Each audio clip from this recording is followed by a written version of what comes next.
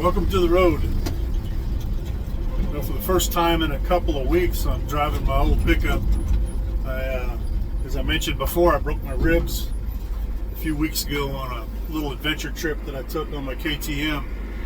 And I don't think I explained exactly what happened there, but I was actually not really doing anything stupid. I was just riding along on a pretty mild stretch of road, and then before I knew it, I was body slammed, and the bike was 10 or 15 feet ahead of me on its side, and on all fours, on hands and knees, trying to catch my breath.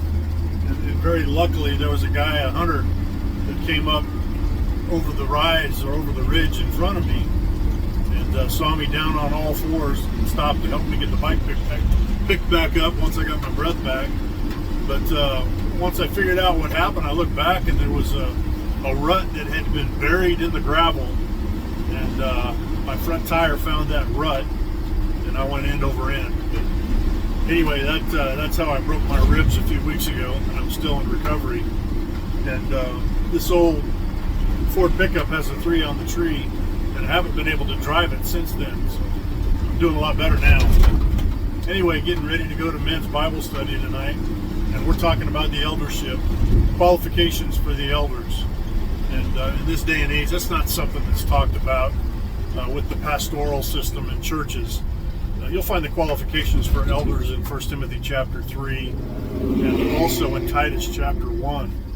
And both of those chapters detail what sort of qualities a man who's going to serve as an elder or pastor should have. And those two words are interchangeable if you look them up in your Bible.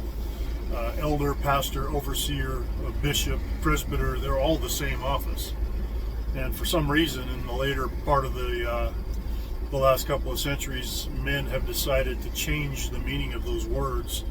And under the pastoral system, typically you only see one pastor in a church.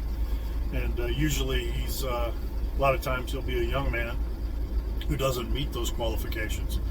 And you never see, in the Bible qualifications, you'll never see a single elder in any church. It's always a plurality of elders or pastors, overseers.